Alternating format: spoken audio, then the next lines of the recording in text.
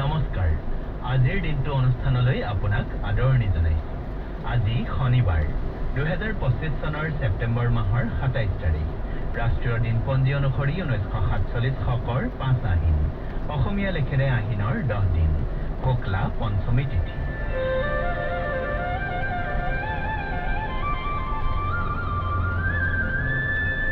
ধৰ্মপদত উল্লেখ আছে মামৰে যিদৰে লো নষ্ট কৰে সেইদৰেই নিজৰ কু কৰ্মসমূহেই মানুহৰ দুৰ্গতি কৰে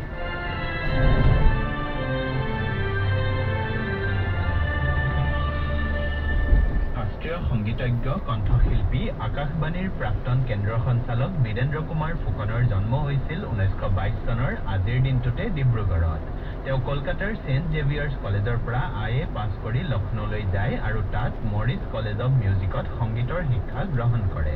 তাৰ পৰা তেওঁ স্বৰ্ণ পদক সহ বি মিউজিক ডিগ্ৰী লাভ কৰে পৰৱৰ্তী কালত আকাশবাণী গুৱাহাটী কেন্দ্ৰৰ প্ৰতিষ্ঠা হোৱাত তেওঁ সংগীত বিভাগৰ দায়িত্ব গ্ৰহণ কৰে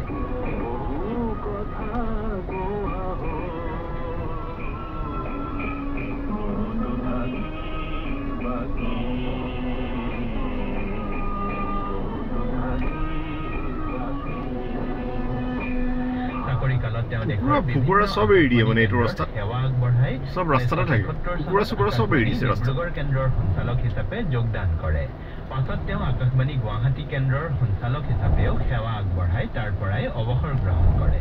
বীৰেন্দ্ৰ কুমাৰ ফুকনে অসমৰ শাস্ত্ৰীয় সংগীতৰ প্ৰসাৰৰ বাবে কনককালী বিকাশ কেন্দ্ৰ স্থাপন কৰে আৰু চৰ্চা অব্যাহত ৰাখে তদুপৰি তেওঁ কেইবাখনো গ্ৰন্থ প্ৰণয়ন কৰে সেইবোৰৰ ভিতৰত ৰাগ সংগীত সংগীতিকা গাঁও আহা সাৰেগামা আদি অন্যতম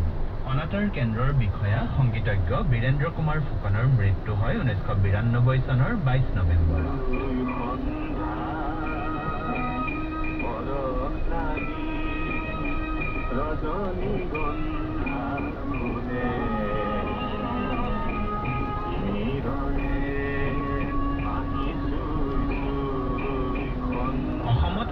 শিক্ষাৰ বিস্তাৰৰ ক্ষেত্ৰত এগৰাকী প্ৰবাদ প্ৰতিম ব্যক্তিত্ব হৈছে জেহেৰুদ্দিন আহমেদ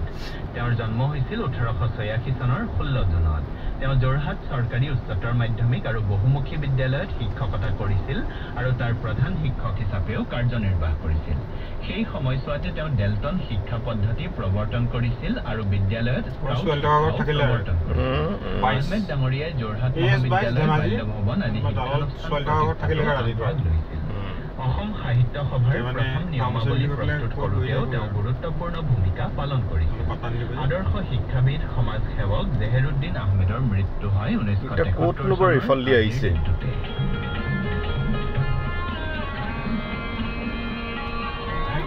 ঊনবিংশ শতিকাৰ ভাৰতত সংস্কাৰবাদী আন্দোলনৰ মূল হোতা ৰাজা ৰামমোহন ৰায়ৰ জন্ম হৈছিল 1772 চনৰ 22 মে ঊনবিংশ শতিকাৰ আগতে তেওঁ ভাৰতীয় সমাজ ব্যৱস্থাত প্ৰচলিত বাল্য বিবাহ সতীদাহ প্ৰথা পৰ্দা প্ৰথা আদি কুসংস্কাৰৰ বিৰুদ্ধে আইন প্ৰণয়ন কৰিবলৈ ইংৰাজ চৰকাৰক হেঁচা প্ৰয়োগ কৰিছিল সমাজ সংস্কাৰৰ সপক্ষে কাম কৰিবলৈ তেওঁ ব্ৰাহ্ম সমাজ প্ৰতিষ্ঠা কৰিছিল সমাজ সংস্কাৰক ৰাজা ৰামমোহন ৰায়ৰ মৃত্যু হয় 1833 চনৰ আজিৰ দিনটোতে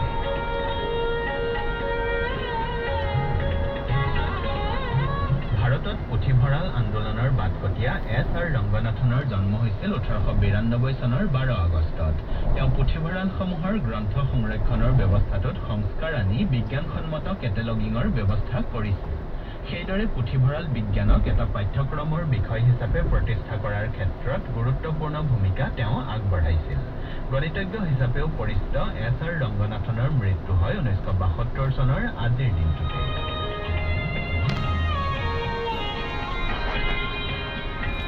ভাৰতীয় লঘু শাস্ত্ৰীয় সংগীত শিল্পী শোভা গুৰুটোৰ জন্ম হৈছিল 1925 চনৰ ফেব্ৰুৱাৰী মাহৰ 8 তাৰিখে বিবাহৰ আগছোৱাত তেওঁ ভানুমতী শিৰোডকাৰ হিচাপে পৰিচিত আছিল বিবাহৰ পাছত তেওঁ শোভা গুৰুটো হিচাপে জনাজাত হয় ভাৰতীয় সংগীতৰ ঠুমৰীৰ ৰাণী আখ্যায়িত শিল্পীগৰাকীয়ে মাৰাঠী আৰু হিন্দী ছবিৰ নেপথ্য কণ্ঠশিল্পী হিচাপেও অংশগ্ৰহণ কৰিছিল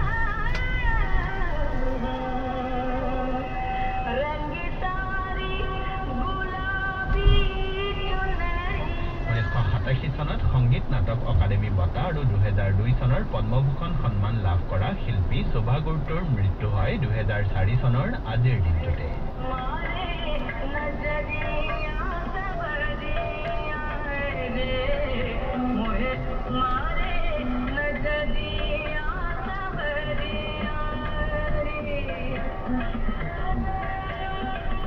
হিন্দী চিনেমাৰ নেপথ্যৰ কণ্ঠশিল্পী মহেন্দ্ৰ কাপুৰৰ জন্ম হৈছিল 1934 চনৰ 9 জানুৱাৰীত তেওঁ গীত পৰিৱেশন কৰা কেইখনমান ছবি হৈছে গোমৰাহ হামৰাজ উপকাৰ নৱৰং ও কৌন থী সংগম কিসমত यादगार क्रांति रोटी कपड़ा और मकान इत्यादि उपकार ছবিত শিল্পীগৰাকীয়ে গোৱা মেৰে দেশ কি ধৰতি গীতৰ বাবে শ্ৰেষ্ঠ নেপথ্য কণ্ঠশিল্পীৰ ৰাষ্ট্ৰীয় পুৰস্কাৰ লাভ কৰিছিল মহেন্দ্ৰ কাপুৰে मेरे देश की धरती सोना उगले उगले हीरे मोती मेरे देश की 1972 চনত পদ্মশ্ৰী সন্মান লাভ কৰা মহেন্দ্ৰ কাপুৰৰ মৃত্যু হয় 2008 চনৰ আজিৰ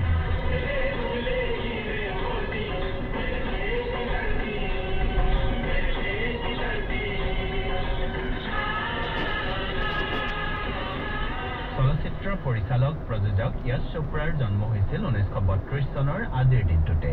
তেওঁ পৰিচালনা কৰা কেইখনমান জনপ্ৰিয় ছবি হৈছে ধৰ্মপুত্ৰ আদমি और इंसान दाग दीवार सिलसिला चांदनी लम्हे दर्द दिल तो पागल है बिरजरा जब तक है जां इत्यादि তেওঁ প্ৰযোজনা কৰা কেইখনমান ছবি হৈছে নুৰি দিলৱালে দুলহনিয়া ले जाएंगे मोहब्बते धूम एक था टाइगर आदि য়শ চোপড়াই মুঠ ছবাৰ ছবি নিৰ্মাণৰ বাবে ৰাষ্ট্ৰীয় পুৰস্কাৰ লাভ কৰিছিল ছবি প্ৰযোজক পৰিচালক য়শ চোপড়াৰ মৃত্যু হয় 2012 চনৰ 21 অক্টোবৰত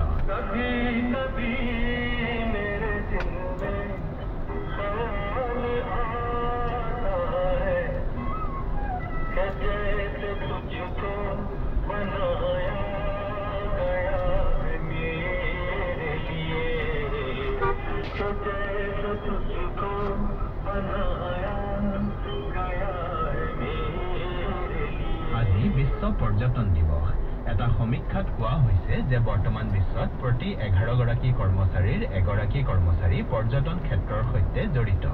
বিশ্ব পৰ্যটন দিৱস পালনৰ বাবে এই বছৰ ধাৰ্য কৰা মূল বাৰ্তা বা থিমটো হৈছে টুৰিজম এণ্ড সাষ্টেইনেবল ট্ৰান্সফৰমেশ্যন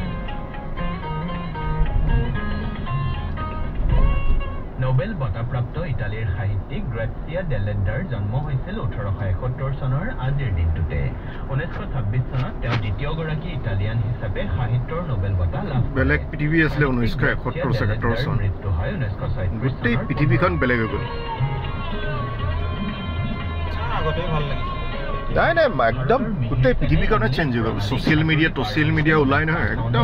একদম শেষ কৰি দিলে পৃথিৱী ইংলিছ প্ৰণালী সাঁতুৰি পাৰ হোৱা তেওঁৱে আছিল প্ৰথম ভাৰতীয় চবৰ হাতত মাইক দি দিছে আৰু চবে কথা কৈ আছে 2002 চনৰ আজিৰ দিনটোতে ৰাষ্ট্ৰসংঘৰ সদস্য ৰাষ্ট্ৰ হিচাপে দেশখন আছিল ৰাষ্ট্ৰসংঘৰ 191 সংখ্যক সদস্য মানে বস্তুটো উলিয়াইছিলে কাম থকা মানুহৰ কাৰণে কাম নথকা বেকাৰ মানুহবিলাকে পাই গ'ল 17 ছেপ্টেম্বৰৰ পৰা আৰম্ভ হৈছে পুলিচে ইউজ কৰা বন্দুককেইটা যদি চব মানুহে পাই যায় কি কৰিব এই ছ'চিয়েল মিডিয়াও তেনেকুৱা হৈ গ'ল পুৰুষসকলৰ সমানে সমানে মহিলাসকলেও অংশগ্ৰহণ কৰিছে কোনো কৰ্মক্ষেত্ৰত মহিলাসকল সম্পূৰ্ণ সুৰক্ষিত যদিও কিছুমান কৰ্মক্ষেত্ৰত বা পৰিস্থিতি সাপেক্ষে মহিলাসকল নিৰ্যাতনৰ বলি হোৱা দেখা যায় এনে পৰিপ্ৰেক্ষিতত ভাৰতত কৰ্মক্ষেত্ৰত মহিলাৰ যৌন নিৰ্যাতন প্ৰতিৰোধ আৰু নিষেধাজ্ঞা আইন 2013 অৰ্থাৎ sexual harassment of women at workplace prevention prohibition and redressal act 2013 প্ৰণয়ন কৰা হৈছিল এই আইনৰ দ্বাৰা মহিলাসকলক তেওঁলোকৰ কৰ্মস্থলীত যৌন নিৰ্যাতনৰ পৰা সুৰক্ষা প্ৰদান কৰাৰ ব্যৱস্থা কৰা হৈছে এই আইনখন লোকসভাত গৃহীত হয় 2012 চনৰ 3 ছেপ্টেম্বৰত আৰু কাৰ্যকৰী কৰা হয় 2013 চনৰ 9 ডিচেম্বৰৰ পৰা প্ৰিয় শ্ৰোতা এতিয়া আহক আজি প্ৰকাশিত দৈনিক বাতৰি কাকতৰ ঘাই ঘাই বাতৰিৰ শিৰোনামত চকু ফুৰাওঁ